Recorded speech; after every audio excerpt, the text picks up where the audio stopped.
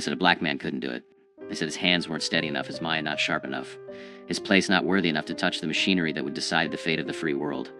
But on a cold morning in 1943, inside a sprawling factory in Detroit where the roar of industrial might drown out the whispers of hatred, one man stood before a blueprint that would change everything. His name was David Baker, and the machines he was about to build wouldn't just help win the war, they would prove that genius has no color, that brilliance bows to no segregation, and that sometimes the greatest battles are fought not with guns, but with wrenches, slide rules, and an unbreakable will to prove the world wrong. The story begins not in the smoke and fire of European battlefields, but in the suffocating heat of Birmingham, Alabama, where David Baker first learned that the color of his skin would be both his greatest obstacle and his most powerful motivation. Born in 1915 to a sharecropper father and a schoolteacher mother who insisted education was the only weapon that couldn't be taken away, David showed an early fascination with how things worked. While other children played in the red clay dirt, he dismantled pocket watches, rebuilt broken radios, sketched elaborate mechanical contraptions in notebooks his mother bought with money she didn't have. His father would shake his head, not in disappointment, but in fear, because in the deep south of the 1920s, a black boy with big dreams was a dangerous thing. Dreams got you noticed, and being noticed got you hurt. But David's mother refused to let the world crush her son's spirit. She scrubbed floors in white homes during the day and taught David mathematics by candlelight at night, her fingers tracing equations across borrowed textbooks, while outside, the world reminded them daily of their supposed inferiority. Separate water fountains, separate schools, separate futures. The message was clear and cruel: know your place, stay in your lane, and never, ever dream of touching the machinery that builds empires. Yet every time David passed the local machine shop where white men shaped metal into marvels, he felt something stir inside him, not resentment, though that came later, but a burning question that wouldn't let him sleep. Why not me? The answer came in 1933 when David, against astronomical odds, earned a scholarship to study mechanical engineering at Tuskegee Institute, one of the few places in America where a black student could pursue such an education. At Tuskegee, surrounded by other young black men and women who refused to accept the limitations the world imposed, David flourished. He stayed up until dawn perfecting calculations, his hands stained with ink and grease, his mind racing through problems of torque and tension, stress and strain. His professors saw in him something rare, not just intelligence, but an intuitive understanding of machinery, as if he could hear the language of metal and speak it fluently. By the time he graduated in 1937 with top honors, David Baker was arguably one of the most talented young engineers in America. But in America, that talent meant nothing if you were black.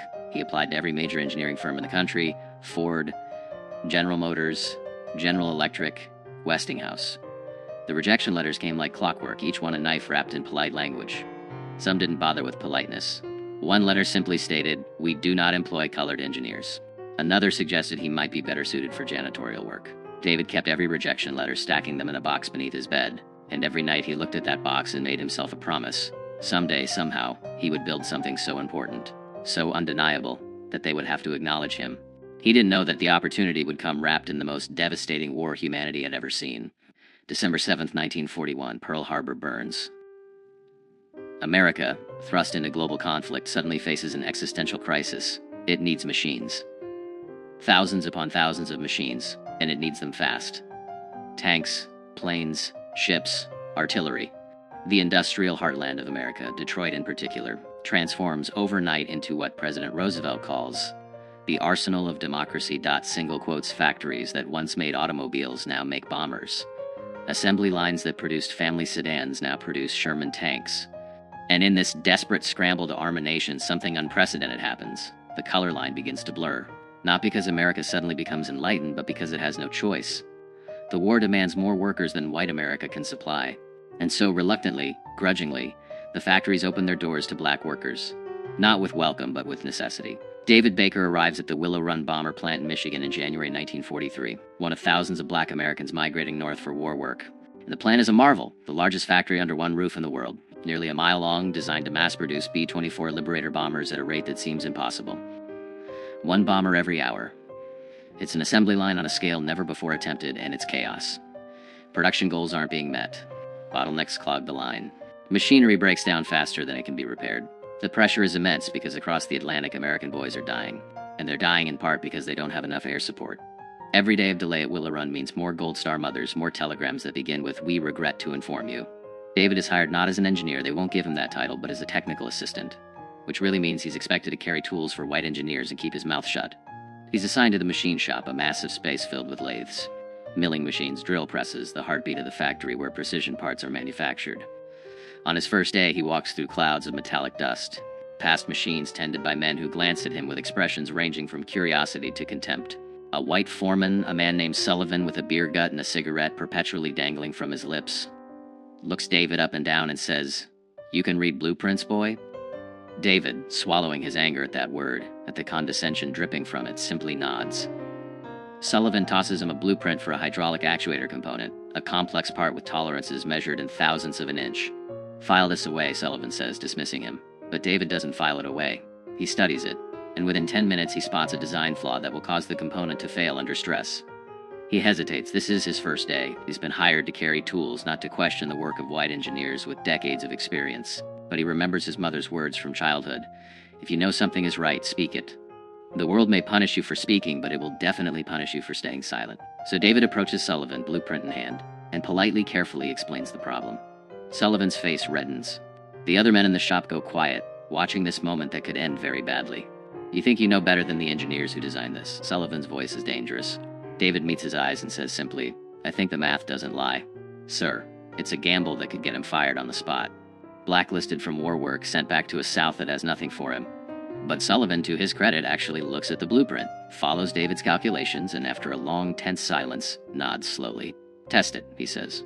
The component is manufactured both ways, the original design and David's modification. Under stress testing, the original design fails exactly as David predicted, shattering at 2/3 the required pressure. His version holds. That moment, witnessed by a dozen skeptical white workers, changes something. Not everything. David still eats lunch at the colored table in the cafeteria, still uses the segregated bathroom, still endures the casual racism that permeates every interaction. But in that machine shop, he's earned something more valuable than respect. He's earned proof. And in the world of engineering, proof is currency. Word spreads. Within weeks, David finds himself quietly consulted on problems that have stumped the official engineering staff. A bearing assembly that keeps seizing up, a rivet pattern that's causing metal fatigue, a cooling system that's inadequate for the engine specifications. He works on these problems at night after his official shift ends, hunched over borrowed blueprints in the colored section of the dormitory, running calculations by lamplight, sketching solutions on whatever paper he can find. His recommendations are implemented without his name. Attached white engineers present them as their own discoveries because a black man's name on an engineering document is still unthinkable, but David doesn't care about credit. Not yet. He cares about the work, about proving every day that his mind is as sharp as any tool in that shop. Then comes March 1943, and a crisis that will define his legacy. The B-24 Liberator has a critical problem. The landing gear system is failing at an alarming rate. Bombers are crash landing, pilots are dying, and the entire production line might have to stop until the issue is resolved. The landing gear mechanism is incredibly complex. It has to be strong enough to absorb the impact of a 65,000-pound aircraft touching down at high speed, yet light enough not to compromise the bomber's performance, and reliable enough to function after the aircraft has been shot full of holes by German fighters. The current design, developed by some of the best aeronautical engineers in America, is failing in field conditions. Planes are bellying onto runways, gear collapsing on landing, crews barely escaping before their bombers burst into flames. The pressure on Willow Run becomes suffocating. Military brass arrive from Washington, grim-faced men in uniforms heavy with medals demanding answers. Production slows to a crawl as engineers scramble for solutions. Tests are conducted. Modifications are attempted. Nothing works. David watches from his position at the margins, this black man still officially just a technical assistant, and he sees what the white engineers don't see because they're too close to their own assumptions. The problem isn't the gear mechanism itself, it's the hydraulic system that deploys it. Under combat stress with battle damage and temperature extremes, the hydraulic fluid is degrading, losing pressure at the critical moment of deployment. The mechanism is fine. The delivery system is flawed. He spends 3 sleepless nights running calculations, testing his theory against every variable he can imagine. Temperature ranges from -40 degrees at altitude to 120 degrees on sun-baked Pacific runways. Pressure variations from sea level to 25,000 feet. The effects of vibration, G-forces, battle damage. He redesigns the hydraulic system from scratch, incorporating redundancies, adding a pressure accumulator, changing the routing to protect lines from enemy fire, even suggesting a different hydraulic fluid with better thermal properties. It's audacious. It's a complete reimagining of a system designed by men with pedigrees from MIT and Caltech. And when David finally, nervously, brings his calculations to Sullivan, he fully expects to be laughed out of the shop. Sullivan doesn't laugh. He stares at the pages of calculations, the detailed schematics, the test data David has compiled on his own time with borrowed equipment. Then he does something David never expects. He picks up the phone and calls the chief engineer. Within an hour, David is standing in a conference room he was never supposed to enter, surrounded by white men in suits and uniforms, all of them looking at this black technical assistant with expressions ranging from skepticism to open hostility. One colonel actually asks, "Who did these calculations for you, boy?" The assumption that David couldn't possibly have done this work himself hangs in the air like poison gas. But the chief engineer, a pragmatic man named Henderson who cares more about solving problems than maintaining racial etiquette, cuts through the tension. "Can you defend this work?" he asks David. "Can you explain every decision, every calculation?" David can. For 2 hours, he walks them through his redesign, answering every technical question, defending every choice, demonstrating a mastery of hydraulic systems that makes it impossible to deny his competence. The men in that room don't want to believe him. Everything in their world tells them that a black man shouldn't be capable of this level of engineering sophistication. But the mathematics doesn't care about their prejudices. The stress calculations don't respect segregation. The fluid dynamics work the same regardless of who discovered them. And so, reluctantly, almost resentfully, they agree to test his design. 3 weeks later, a B-24 modified with David Baker's hydraulic system completes its test flight. The landing gear deploys flawlessly. Over the next month, under conditions designed to replicate combat stress, the system works perfectly. Not once does it fail. The decision is made. Willow Run will implement the Baker hydraulic system on all B-24 Liberators moving forward. Bombers already in service will be retrofitted with the modification. It's a massive undertaking, but it's necessary because David's design doesn't just work, it saves lives. Over the remaining years of the war, his hydraulic system will prevent countless landing gear failures. Will bring home crews who otherwise would have died in fiery crashes. Will keep bombers operational when they should have been grounded. But here's the bitter truth. David Baker's name appears nowhere in the official record. The design is credited to the Willow Run Engineering Department, a faceless institutional entity. White engineers sign their names to the modification documents. When military officials come to inspect the improvement, they congratulate Henderson and his team, never knowing that the brilliant redesign came from a black man they wouldn't have allowed through the front door a year earlier. David watches this happen, watches his work attributed to others, and feels the familiar burn of injustice. But he also understands something that sustains him. The work itself is what matters. Somewhere over Germany, a B-24 riddled with flak damage will make it home because its landing gear deploys when it should. The crew will kiss the ground, thank God for their survival, never knowing that their lives were saved by a black engineer from Birmingham who the world tried to tell he wasn't good enough. The work doesn't stop with the landing gear. Once David proves himself, once it becomes undeniable that he possesses engineering talent that the factory desperately needs, he becomes unofficially essential. The color line still exists, he still can't eat in the main cafeteria, still can't use certain facilities, still endures the daily humiliations of segregation, but in the machine shop, a strange respect develops. White workers who would never socialize with him outside the factory start coming to him with problems. A lathe operator struggling with a complex part asks David to check his setup. A welder encountering unusual metal fatigue requests his analysis. Reluctantly, David is integrated into the actual engineering work, though his job title and pay never reflect his contributions. He improves the engine mount assembly, reducing vibration that was causing premature wear. He redesigns the bomb bay door mechanism, making it more reliable under combat conditions. He develops a modification to the oxygen system that prevents freeze-ups at high altitude. Each innovation is small in isolation, but together they make the B-24 Liberator a better, safer, more effective weapon of war. And every improvement carries the same invisible signature. The mind of a black man who was supposed to be intellectually inferior, who was told his entire life that he couldn't think at this level, who proved through sheer brilliance that racism is a lie built on fear. The other black workers at Willow Run hear stories about David, whispered in the colored dormitory shared over segregated lunch tables. He becomes a symbol of what's possible. Proof that the limitations imposed on black Americans are social constructions, not natural facts. Young black men in the machine shop watch how David works, how he commands respect through competence, how he navigates the dangerous space between asserting his worth and staying safe in a racist world. It's an exhausting tightrope walk, demanding constant calculation of when to speak and when to stay silent, when to push back against injustice and when to swallow pride for survival. But David walks it with a dignity that inspires everyone who sees him. Then comes D-Day, June 6, 1944, and the massive invasion of Normandy. The B-24 Liberators that David helped perfect fly countless missions over France, providing air support for the troops storming the beaches, bombing German positions, disrupting enemy supply lines. In the days and weeks following the invasion, as Allied forces push deeper into Europe, these bombers become crucial to the war effort. And though history will remember the generals and the infantry, the pilots and the bombardiers, no one will remember the black engineer in Detroit whose hydraulic system kept those planes flying, whose engine modifications gave them a few extra miles of range, whose countless small improvements added up to saved lives and successful missions. By the spring of 1945, as Allied forces close in on Berlin and victory becomes inevitable, David Baker has spent over 2 years at Willow Run. He's worked 70-hour weeks, sacrificed sleep and health, endured racism that should have broken him, and produced engineering work that would have made him famous if he'd been born white. The factory's built over 8,600 B-24 Liberators, each one carrying pieces of David's genius into battle. The war in Europe ends in May. Victory over Japan follows in August. And suddenly the industrial machinery that defined David's life for years begins to slow down. The factory starts laying off workers. The need for bombers evaporates overnight. And the black workers who were so desperately needed during the crisis are the first ones shown the door.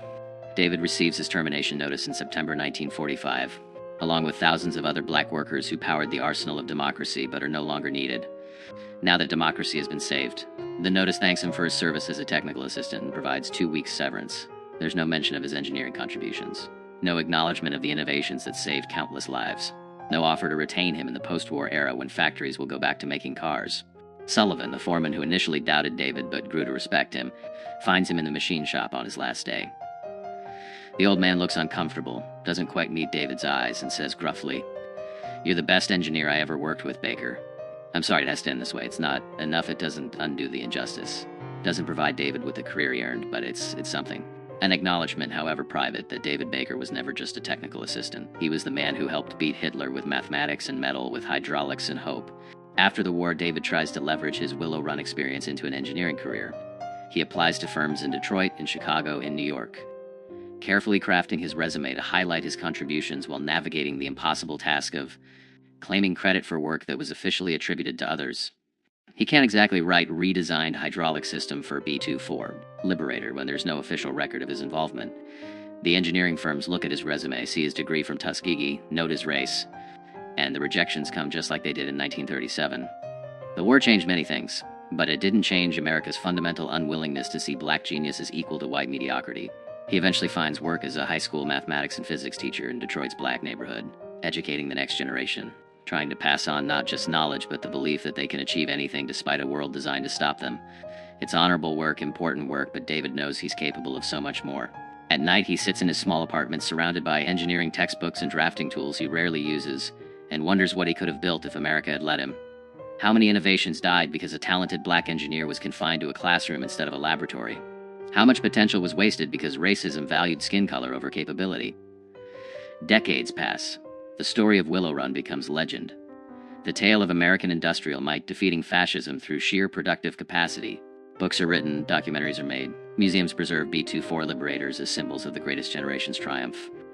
The engineers who designed these planes are celebrated, their names recorded in history. But David Baker's name appears nowhere. His contributions exist only in fading memories and the recollections of a few black workers who knew him.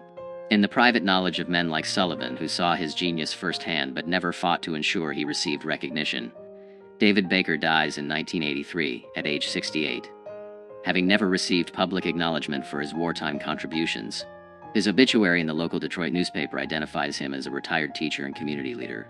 It doesn't mention Willow Run, doesn't mention hydraulic systems or bomber engineering, doesn't hint at the fact that this quiet, dignified man helped win the most important war in human history.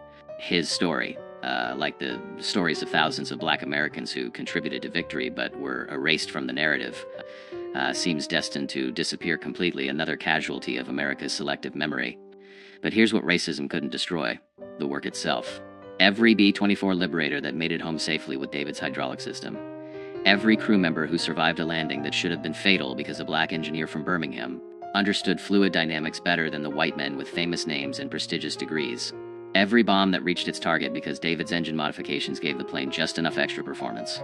The machines he built didn't care about the color of their creator's skin. They just worked reliably, effectively, saving lives and winning battles. And in the end, isn't that the ultimate vindication? Not the recognition that never came, not the career that was stolen, not the credit that was denied, but the undeniable fact that when America needed genius, it found it in a place it claimed genius couldn't exist, and a man it said couldn't possibly possess the intelligence to shape history. David Baker built machines that beat Hitler, and he did it while a nation that needed him refused to see him. His story finally being told now, decades too late to benefit him, but not too late to honor him, is more than the tale of one brilliant engineer denied his due. It's the story of how many David Bakers existed, how many black Americans possessed talents that could have changed the world but were never given the chance, how much human potential America squandered in service of maintaining racial hierarchy. For every David Baker we discover how many remain invisible, their contributions erased, their genius unrecognized. The B-24 Liberator helped win World War II, but it won despite America's racism, not because America overcame it.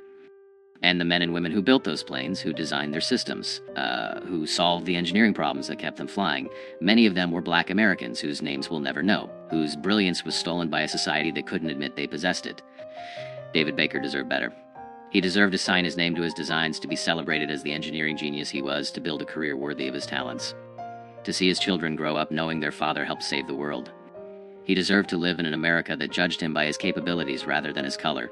He didn't get that America, not in his lifetime. But the machines he built remained testament to what was possible when talent met necessity, when one man refused to let racism define his worth, when genius proved stronger than prejudice. If only for the brief moment it took to solve an impossible problem and save countless lives. If this story moved you, please take a second to like this video. It truly helps us keep these untold stories alive. David Baker's name may not appear in the history books you learn from, but his legacy lives in every recovered story of black excellence that refused to be silenced.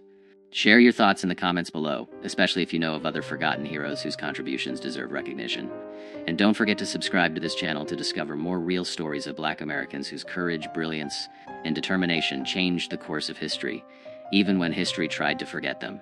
These stories matter. These lives mattered. And the truth, no matter how long delayed, deserves to be told.